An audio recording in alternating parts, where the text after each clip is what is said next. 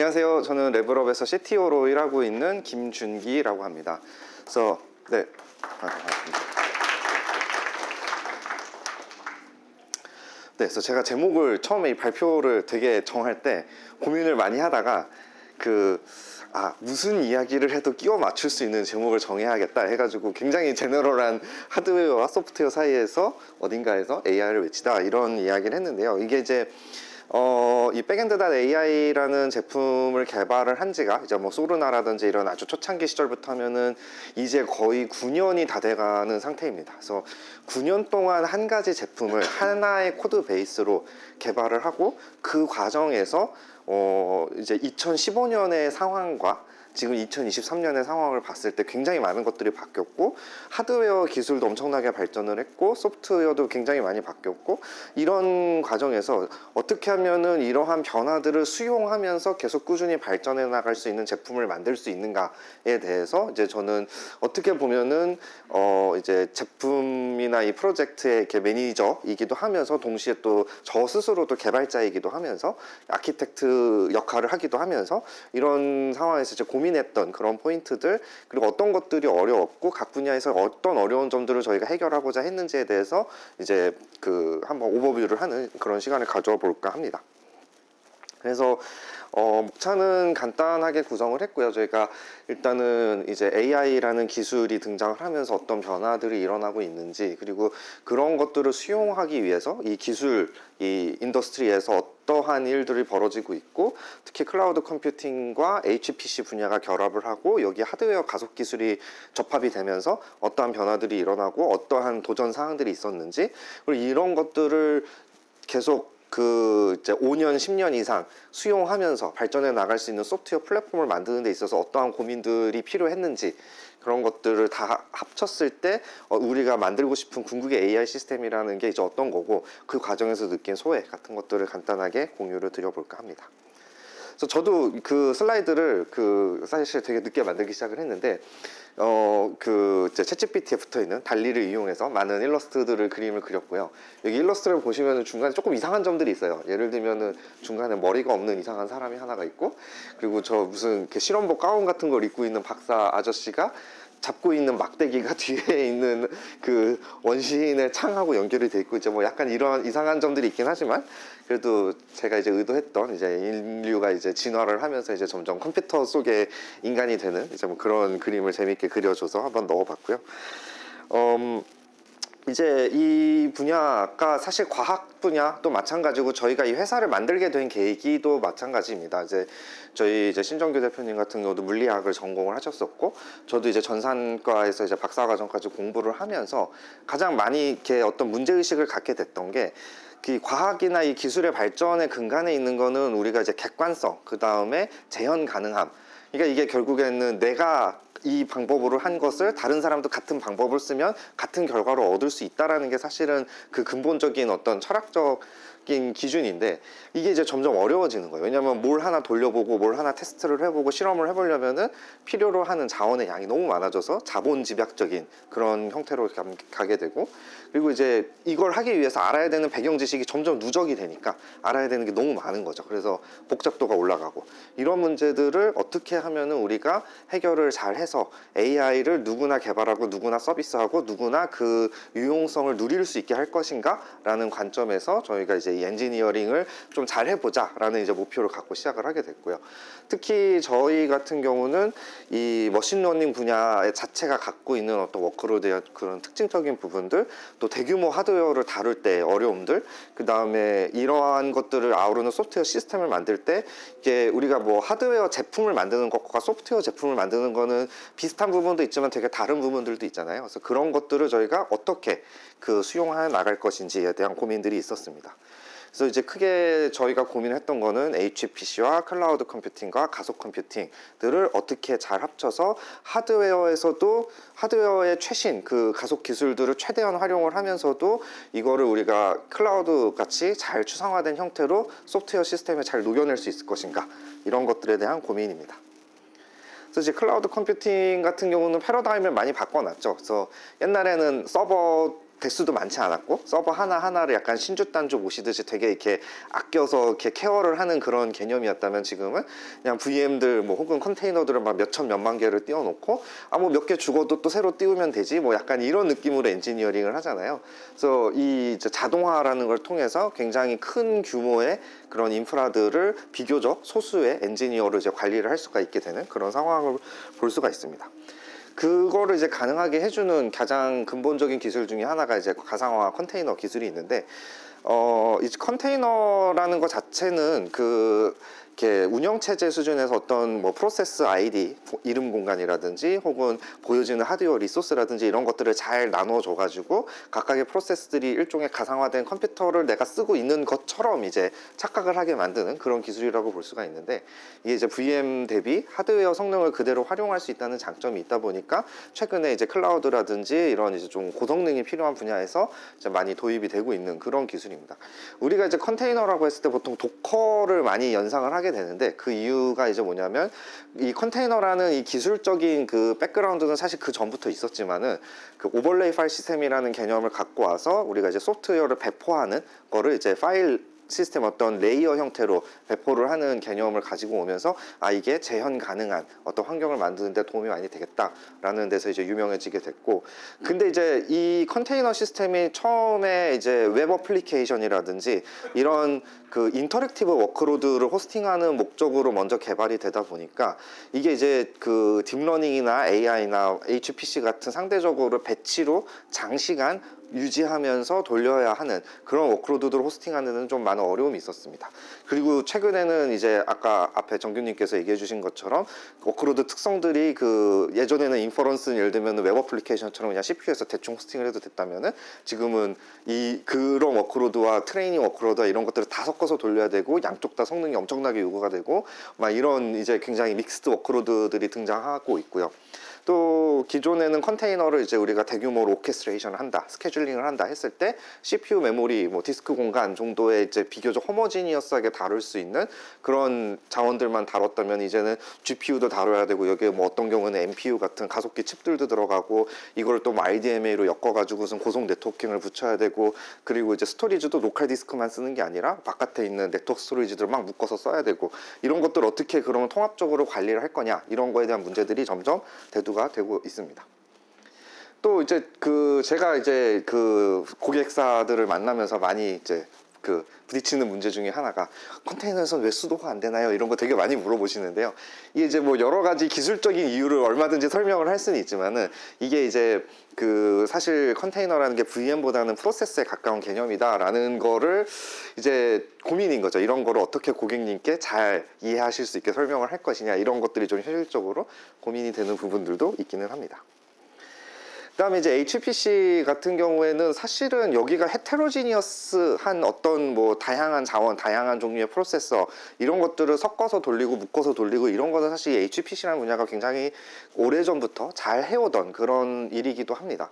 근데 여기서는 또 반대로 이제 뭐가 어렵냐면은 이제 시스템이 이제 점점 하나의 개별 노드의 성능이 올라가고 거기에 이제 집적도가 높아지면서 발열 문제가 생기는 그런 문제가 있습니다. 저희가 작년에 슈퍼컴퓨팅 컨퍼런스 갔을 때 가장 많이 봤던 전시물이 우리 순행으로 서버 발열 잡을 수 있어요 라는 전시가 제일 많았던 기억이 나고요.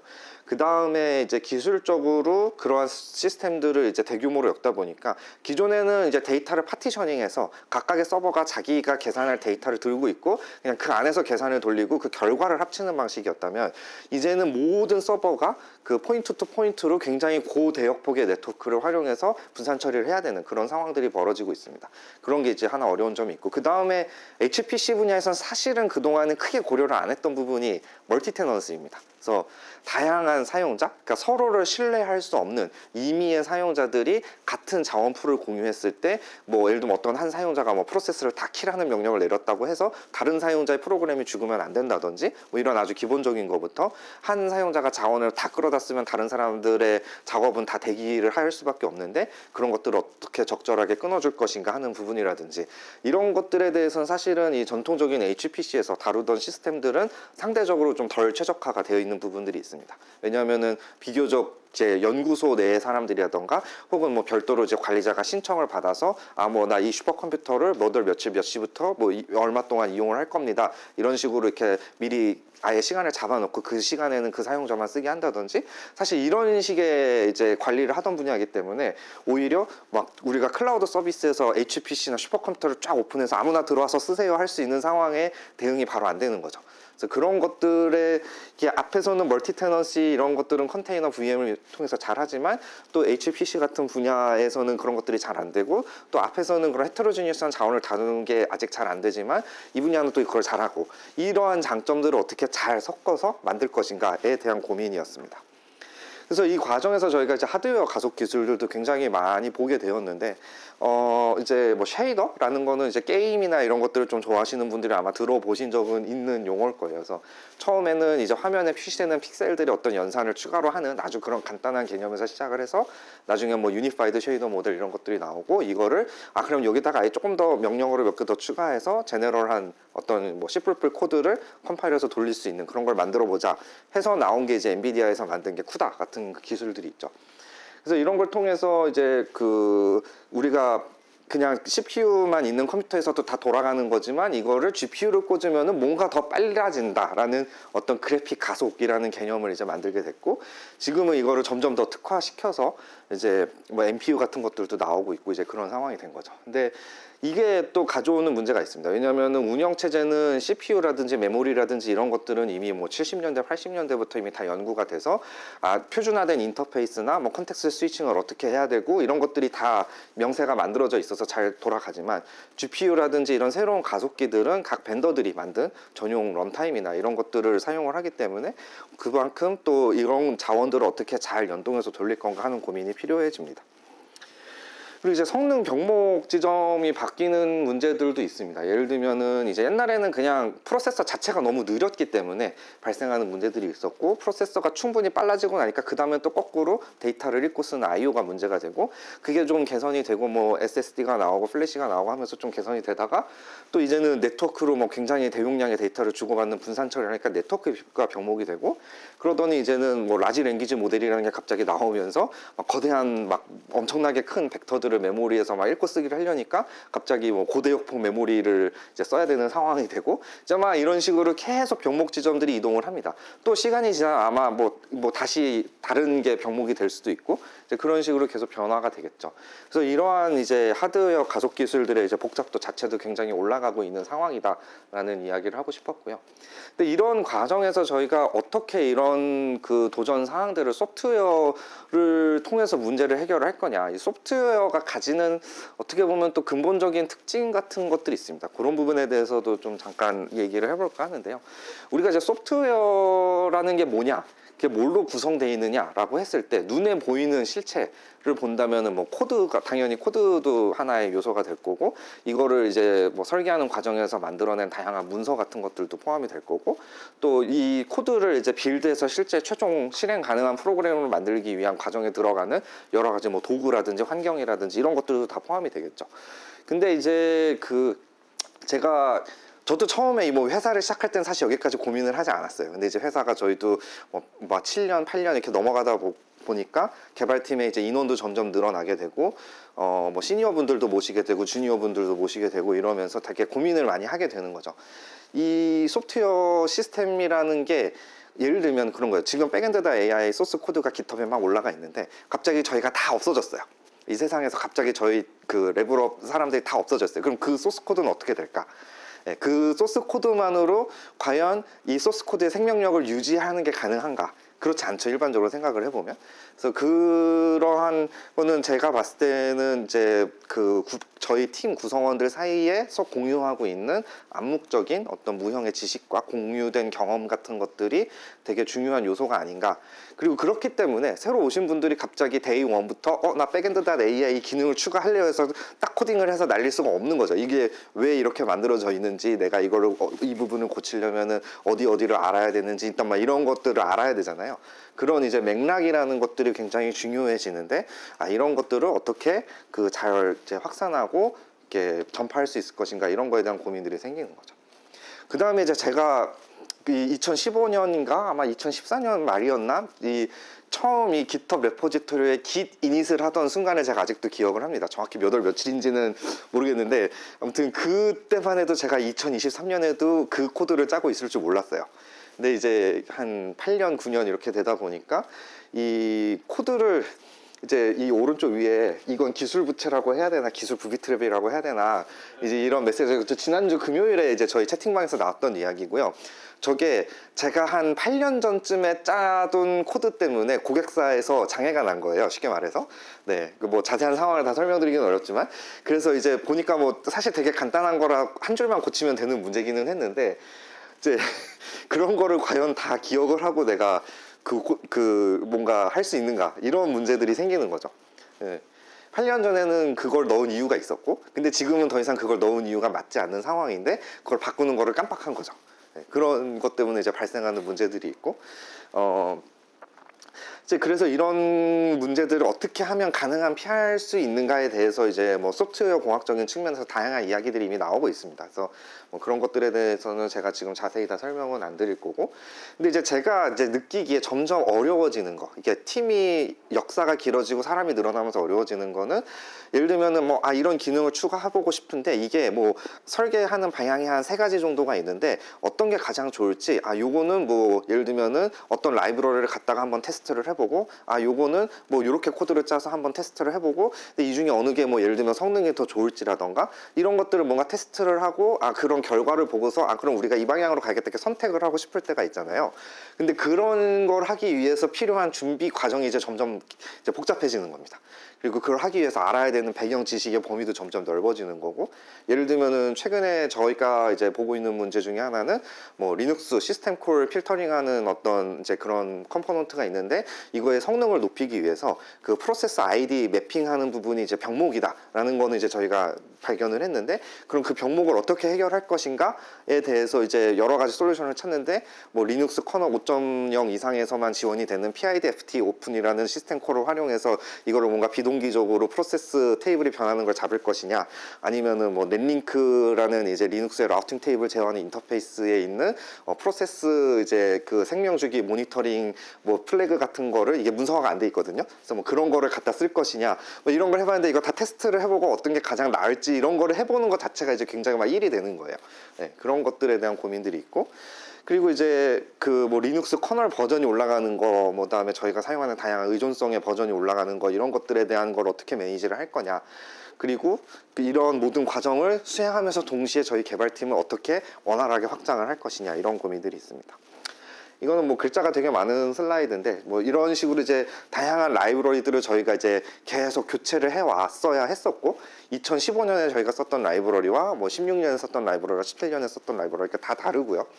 이제 아마 뒤에 정규님께서 저희 그 폴리머에서 릿에서 리액트로 온 거에 대한 그 빌드 체인이 어떻게 매년 바뀌어 왔는가를 이제 내부에서 세미나를 한번 해주신 적이 있는데 정말 이제 눈물 없이는 들을 수 없는 이제 그런 스토리들도 있고요. 그래서 그 하다가 안 돼서 이제 뭐 직접 라이브러리를 만들어서 쓰고 있는 그런 것들도 많이 했었고, 또 작년 같은 경우는 저희가 되게 큰 변화를 꾀했던 게 모노리포라는 거를 도입을 해서 이제 여러 개의 컴포넌트가 다 다른 저장소로 관리되던 걸 하나로 합쳐서 이제 버전 관리나 이제 엔터프라이즈에서의 버전 호환성 같은 문제들을 이제 해결을 하고 이제 이런 것들도 했었습니다. 그래서 이러한 이제 하드웨어에서의 여러 가지 도전 사항들, 그리고 기존에 있었던 뭐 HPC 클라우드 컴퓨팅의 도전 사항들을 이러한 이제 소프트웨어 개발 프로세스의 어떤 특성들을 고려하면서 만들고 있는 것이 이제 바로 저희가 이 뒤에 세션에서 많이 이제 얘기가 나올 백엔드.ai라는 거를 만들고 있습니다. 그래서 궁극적으로 하고자 하는 건 뭐냐? 하드웨어와 소프트웨어가 가지는 이 AI를 내가 개발하고 서비스하는 데 필요한 모든 복잡성을 잘 추상화를 하겠다. 그래서 추상화는 를 통해서 뭐 쓰기 쉽게 만들겠다, 뭐 정책 기반으로 관리하게 만들겠다, 여러 가지 이제 피처 리스트들이 있고요. 근데 이제 저희가 했던 가장 큰 기술적인 선택 중에 큰 특징이라고 한다면 쿠버네티스라고 불리는 이제 그 컨테이너를 대규모로 오케스트레이션 하는 이제 오픈소스 프레임워크가 있죠. 그래서 많은 이제 클라우드 기반의 서비스들이 이거를 활용을 하고 있고, 근데 저희는 쿠버네티스를 쓰지 않아요. 이게 가장 어떻게 보면 되게 큰 특징 중에 하나라고 할 수가 있는데, 이 하드웨어와 소프트웨어의 이 스택의 복잡도를 저희가 직접 제어를 하기 위해서 저희는 이 부분을 이제 자체 개발을 했었고, 약간 역사적으로는 쿠버네티스가 GPU 같은 거를 충분히 잘 지원하기 전에 이미 저희는 뭐 GPU 가상화 기술이라든지 이런 것들을 다 인티그레이션을 하면서 이미 이렇게 약간 역사적으로 저희가 순서가 좀 먼저 이제 개발을 한 부분이 있다 보니까 쿠버네티스를 지금 이거를 만약에 처음부터 만든다고 하면은 쿠버네티스를 어떻게 뭐 플러그인을 잘 붙여서 뭔가 이렇게 해볼까라는 생각도 해봤을 것 같긴 해요. 근데 저희가 처음에 만들 당시에는 그 정도가 아니었기 때문에 이제 그렇게 선택을 하게 된 부분들도 있었습니다. 그래서 이 오픈소스로 왜 개발을 하느냐 이런 질문도 많이 받는데, 일단은 저희 걸 다 쓰게 만드는 게 저희의 일단 1차적인 목표예요. 그러니까 예를 들면 이제 우리가 AI를 뭘 돌린다, 텐서플로우를 돌린다 하면은 그럼 당연히 백엔드 AI부터 일단 설치하고 그 위에서 뭔가를 해야지 라는 생각을 하게 만드는 거. 그 다음에 하지만 아직 이제 저희도 이렇게 회사에서 개발하는 프로젝트다 보니까 오픈소스지만 이제 기여자들에게 얼마나 이거를 친절하게 이 온보딩을 할 수 있는가, 이 부분은 좀 개선의 여지가 많이 있고요. 이런 장기간의 소프트웨어 프로젝트 엔지니어링을 할 때 발생하는 의존성 문제는 저희가 오픈소스로 스스로 오픈소스이기도 하고, 또 동시에 외부 오픈소스에 기여를 하기도 하고, 또 그 과정에서 저희가 직접 라이브러리를 만들어서 쓰기도 하고, 이제 이런 식으로 해결을 해나가고 있습니다. 또 저희도 뭐 DGX 같은 거 비싼 서버 많이 샀는데 그걸 이제 이걸 써서 한번 잘 돌려보자 이런 것도 있죠. 그래서 이 발표 이 슬라이드는 이제 저희 신정규 대표님이 이제 2019년 파이콘 KR 슬라이드에서 이제 2015년부터 이 프로젝트를 하면서 이제 어떤 소회 같은 것들을 이제 정리를 한 슬라이드가 있어요. 거기서 제가 이제 가져온 거고, 굉장히 빠르게 바뀌는 분야고, 그리고 사실 저도 그랬어요. 2015년에 Git 이닛을 치던 순간만 해도 내가 2023년에도 이걸 하고 있었으리라고 생각을 했다면 과연 시작을 했을까? 뭐 이제 이런 생각도 해봤었고, 그다음에 이게 문제를 해결하면 문제들이 따라온다라는 거는 이 분야에 우리가 딛고 있는 바닥이 계속 변하기 때문에 어쩔 수 없이 발생해요.